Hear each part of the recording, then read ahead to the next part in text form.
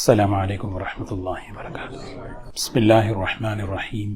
الحمد للہ نحمده ونستعینه ونستغفره ونؤمن به ونتوکل علیہ ونعوذ باللہ من شرور انفسنا ومن سیئات اعمالنا ونعوذ باللہ من شرور انفسنا ومن سیئات اعمالنا من يهده الله فلا مضل له ومن يضلله فلا هادي له ونشهد أن لا إله إلا الله وحده لا شريك له ونشهد أن سيدنا وحبيبنا ونبينا مولانا محمدا عبده ورسوله صلى الله تبارك وتعالى عليه وسلم أما بعد فأعوذ بالله من الشيطان الرجيم بسم الله الرحمن الرحيم إنما المؤمنون إخوة فأصلحوا بين أخويكم واتقوا الله لعلكم ترحمون صدق الله العظيم۔ قابل احترام بزرگ و دوستو، اللہ تبارک و تعالیٰ نے ہم میں سے ہر ایک کو بہت ہی مختصر زندگی عطا فرمائی ہے۔ ویسے ہر انسان اس دنیا میں مختصر زندگی لے کر آتا ہے آخرت کی زندگی کے مقابلے میں، لیکن خاص طور پر نبی کریم صلی اللہ علیہ وسلم کی امت کو جو زندگی دی گئی، اللہ کے رسول صلی اللہ علیہ وسلم نے فرمایا اعمار امتی، میری امت کی عمریں ما بین 60 و 70، 60 اور 70 کے درمیان ہوں گی۔ وَأَقَلُّهُمْ تجاوز، بہت ہی کم ہوتے ہیں جو 70 سے آگے بڑھتے ہیں، ورنہ اس امت کی عمریں 60 اور 70 کے درمیان ہیں۔ پچھلی امتوں کے مقابلے میں اس امت کو بہت کم عمر، ایسے کہ جیسے یوں سمجھیں کہ عصر کی نماز کے بعد مغرب کا وقت جتنا قریب ہوتا ہے، اس امت کا زمانہ قیامت کے اتنا قریب ہے۔ قبرستان میں ایک مرتبہ نبی کریم صلی اللہ علیہ وسلم کھڑے ہوئے تھے اور آپ نے دیکھا سورج غروب ہو رہا ہے، تو آپ نے اس سورج غروب ہوتے ہوئے دیکھ کر فرمایا، دیکھو تمہاری عمریں بالکل اسی طرح ہیں جس طرح یہ سورج ڈوب رہا ہے۔ تو دنیا کی زندگی بہت مختصر ہے۔ یہ سمجھداری کی علامت ہے، آدمی کو یہ سمجھ مل جائے سمجھدار کون ہے۔ حدیث کی روشنی میں، قرآن پاک کی روشنی میں سمجھدار کون ہے، عقل مند کون ہے؟ اللہ کے رسول صلی اللہ علیہ وسلم نے یہی بات فرمائی، سمجھدار وہ ہے جس کو یہ سمجھ مل جائے اس دنیا میں اللہ نے اس دنیا میں مجھے مختصر زندگی کے لیے بھیجا ہے، اور دوسری بات یہ ہے کیوں بھیجا ہے، مجھے آخرت کی زندگی کو بنانے کے لیے بھیجا ہے۔ مختصر زندگی دے کر بھیجا اور آخرت کی زندگی کو بنانے کے لیے بھیجا۔ کیوں؟ اس لیے کہ مجھے وہاں رہنا ہے۔ جس آدمی کو جہاں رہنا ہے وہاں کی تیاری کرتا ہے، جس آدمی کو جہاں پہ وقت گزارنا ہے، قبر کی ایک زندگی ہے، وہاں پہ آدمی وقت گزارے گا جب تک کہ قیامت قائم نہ ہو۔ تو آدمی سوچے کہ مجھے قبر کی جو زندگی ہے اس زندگی کو بنانا ہے۔ حشر کی ایک زندگی ہے جس کو قرآن پاک نے بڑی وضاحت سے بیان فرمایا، اس زندگی کو مجھے بنانے کے لیے مختصر زندگی ہے۔ آخرت کی زندگی ہے جو ہمیشہ کی ہے، اس زندگی کو بنانے کے لیے زندگی ہے۔ تو سمجھداری یہی ہے کہ آدمی یہ سوچے مجھے آخرت بنانے کے لیے اللہ نے دنیا دی ہے، مجھے آخرت بنانے کے لیے دنیا کی زندگی دی ہے، اور آخرت کو اس لیے بنانا ہے مجھے وہاں رہنا ہے۔ جس کو وہاں نہیں رہنا ہے وہ نہ بنائے۔ اسی لیے آپ دیکھیں جن کے سامنے آخرت نہیں ہوتی ان کی زندگی کی ترتیب قرآن پاک میں اللہ نے سنائی، ان ہی الا حیاتنا الدنیا نموت ونحیا وما نحن بمبعوثین۔ بس دنیا کی زندگی ہے، جینا ہے، مرنا ہے، اٹھایا جانا کچھ نہیں ہے۔ سارا مسئلہ تو یہی ہے کہ جب اٹھایا جائے گا تب اس وقت پوچھا جائے گا، جب اٹھائے جانے کا سوال ہی نہیں ہے تو پھر کیا ہے؟ تو یہ جو سوچ ہے، یہ جو ذہنیت ہے، آدمی کی زندگی کو آزاد کر دیتی ہے۔ آدمی اپنے عمل میں، اپنی سوچ میں آزاد ہوتا ہے۔ تو اور جب آزادی کے ساتھ دنیا میں انسان زندگی گزارتا ہے، ٹکراؤ ہوتا ہے، ٹکراؤ ہوتا ہے۔ جیسے ٹریفک کے رول ہٹا دے، کہیں جو چاہے جیسے چاہے چلے، کتنے ایکسیڈنٹس ہوں گے. تو یہاں اس دنیا کی زندگی میں بھی اگر اللہ تبارک و تعالیٰ اسلام کی زندگی کو ہٹا دے، بھئی اسلام اگر کوئی ہٹا لے پھر کیا ہوگا؟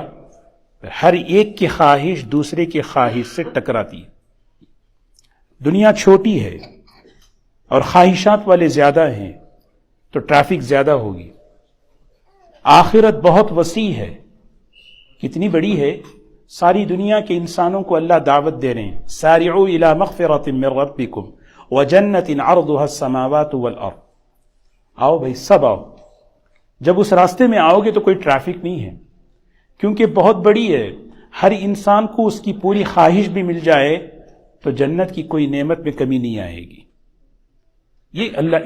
یہ ہے الکیس من دان نفسہ وعمل لما بعد الموت. اللہ ہمیں اس کی سمجھ دے. 3 باتیں مجھے عرض کرنی ہیں.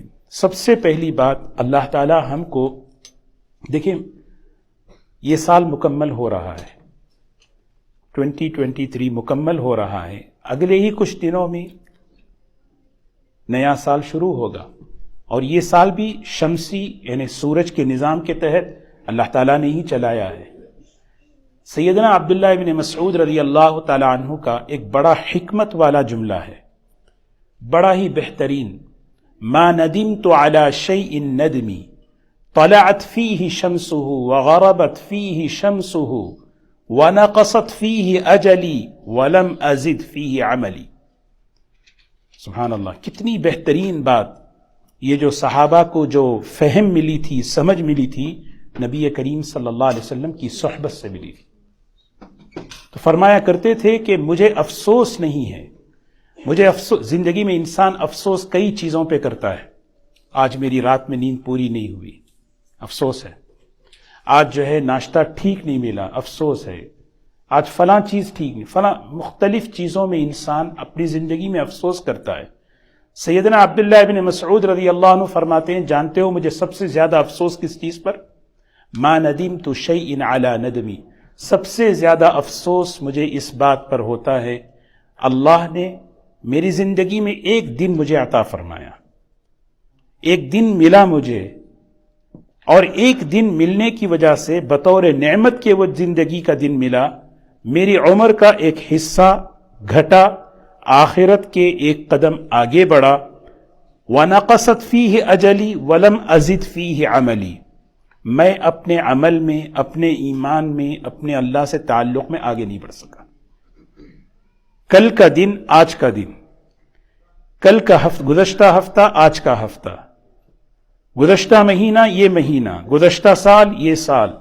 آدمی محاسبہ کرے، جائزہ لے کہ کیا میرے اندر اضافہ ہو رہا ہے، کیا میرے اندر اضافہ ہو رہا ہے.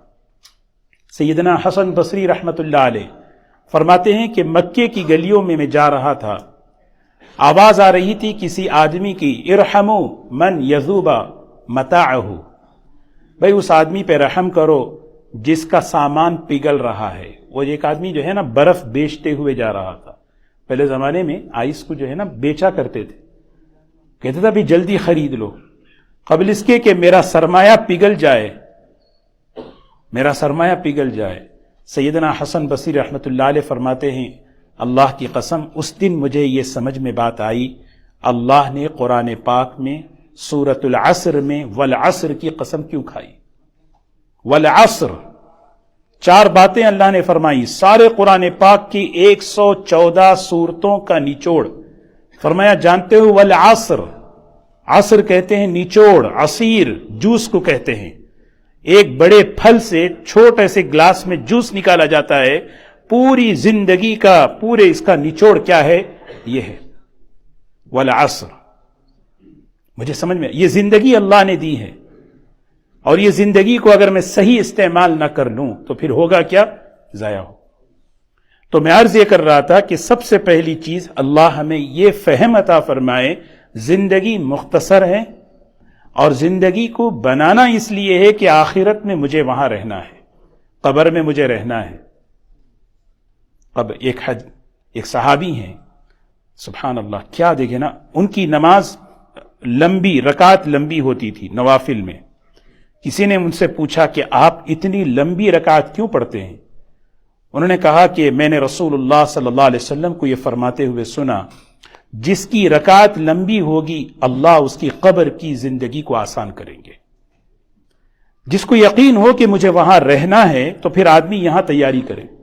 اچھا، تیاری کیسے کرے؟ آخرت کی زندگی کو تیاری کیسے کرے؟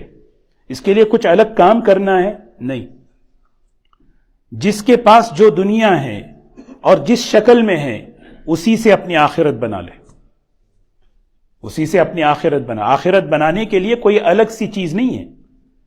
ہمارے پاس دنیا ہے، سب سے بڑی کیا ہے؟ زندگی ہے، صحت ہے، جوانی ہے، فرصت ہے، اللہ تعالیٰ کی نعمتیں ہیں۔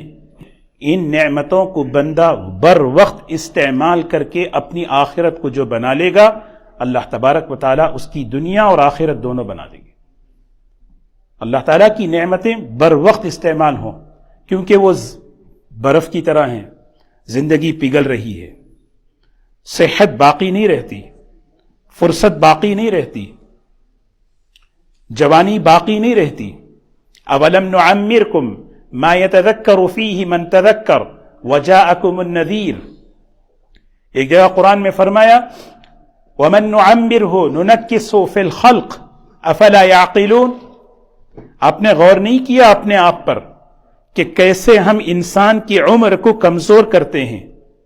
ومن نعمرہ ننکسہ فی الخلق، اس کی تخلیق میں، اس کی پیدائش میں، اس کی جسامت میں ہم کیسے اس کو جو ہے نا توڑتے ہیں۔ ننکس، کوئی نہیں چاہتا بال سفید ہو، کوئی نہیں چاہتا کمزور ہو، کوئی نہیں چاہتا کمر ڈھیلی ہو، کوئی نہیں چاہتا گھٹنے میں درد ہو، لیکن اللہ تعالیٰ کرے افلا یعقلون، سمجھو اس چیز کو، سمجھو تو صحیح کہ یہ کوئی اور نظام چل رہا ہے۔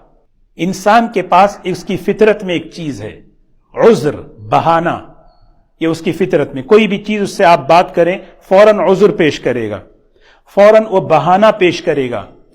قرآن پاک میں اللہ تبارک و تعالیٰ نے اس بات کو پہلے ہی بتا دیا کہ جب آپ قیامت میں میرے سامنے کھڑے ہوں، کسی بات کا عذر تمہارے پاس نہ ہو، کسی بات کا بہانہ تمہیں نہ ہو۔ اسی بہانے کا، اسی عذر کا جواب اللہ نے سورہ فاطر کی اس آیت میں دیا، اولم نعمرکم ما يتذکر فیہ من تذکر وجاءکم النذیر۔ یہ اللہ تعالیٰ قیامت کے دن وہ جو بہانہ بنا کر عذر پیش کریں گے نا، ہم اس لیے نہیں کر سکے، ہم اس لیے نہیں کر سکے، ہم اتنا بزی تھے، ہم اتنی مصروف تھے، انسان عذر پیش کرتا ہے، ان کے لیے اللہ تعالیٰ نے یہ جملہ فرمایا، کیا ہم نے تمہیں اتنی زندگی نہیں دی تھی؟ اولم نعمرکم، کیا ہم نے تمہیں اتنی زندگی نہیں دی تھی؟ اولم نعمرکم، یہ ہر ایک سے سوال۔ اگر تم نصیحت حاصل کرنا چاہتے تو نصیحت حاصل کر لیتے۔ وہ زندگی کتنی ہے؟ مفسرین فرماتے ہیں 40 سال، بعض فرماتے ہیں 60 سال۔ اسی لیے مدینے والوں کا معمول تھا، جب کسی کی عمر 40 سال کی ہو جاتی تو وہ اپنا ذہن یہ بنا لیتے اب ہمیں تیاری کرنا ہے، اب آخرت کی طرف، اب آخرت کی، اب ہمارے سامنے آخرت ہے۔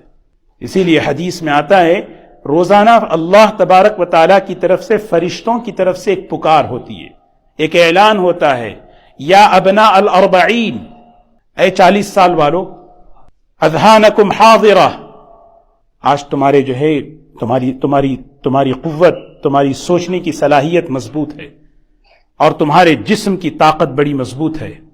40 سال میں کیا ہے؟ وَلَمَّا بَلَغَ أَشُدَّهُ 40 سنہ، جب آدمی کی 40 سال کی زندگی ہوتی ہے، پوری قوت مکمل ہوتی ہے، اس وقت فرشتہ اعلان کرتا ہے آج آپ کے پاس وقت ہے، سوچنے کی، کرنے کی پوری قوت آپ کے پاس ہے، کچھ کر لو۔ اور جب یہ 40 ڈھل جاتے ہیں، قریب ہوتے ہیں 50، یا بنا ال50، اے 50 والو ذرا سوچو تو صحیح، وہ جو طاقت تمہیں ملی تھی وہ ختم ہونے کے قریب ہے۔ اب سوچیں ہم اس مجمع میں کتنے 40 والے ہیں، کتنے 50 والے ہیں، کتنے 40 کتنے 50، اور جب بات آتی ہے 60 برس کی تو اعلان ہوتا ہے یا ابناء الستین، اے 60 برس والو، 60 سال والو، قد نسیتم لقاء اللہ، تم بھول چکے اللہ سے ملنا، जिंदगी ऐसे गुजार रहे हो कि हमें अल्लाह से मिलना ही नहीं है, आखिरत है ही नहीं। नहीं, ये बात नहीं है। अब तुम्हें तैयारी होनी चाहिए कि अब मुलाकात का वक्त करीब आ चुका। अल्लाह ताला हमें ये एहसास पैदा फरमाए। तो दोस्तों, आखिरत को बनाना है। ये दुनिया की जो नेमतें हैं, इन नेमतों से बर वक्त फायदा उठा ले। खुद मिन सेहतिक लिमरदिक व मिन हयातिक लिमौतिक, ये बुनियादी अहादीस हैं। जो सेहत आज तुम्हें मिली है, इससे तैयारी कर लो कबल इसके कि बीमारी आ जाए और बीमारी में सिर्फ अफसोस ही आदमी करना पड़े। करता है आदमी। कितने हैं जब इयादत के लिए जाते हैं हॉस्पिटल में, घरों में, कहते हैं काश अल्लाह हमें सेहत दे दे, हम ये करें। ये हमारे लिए है।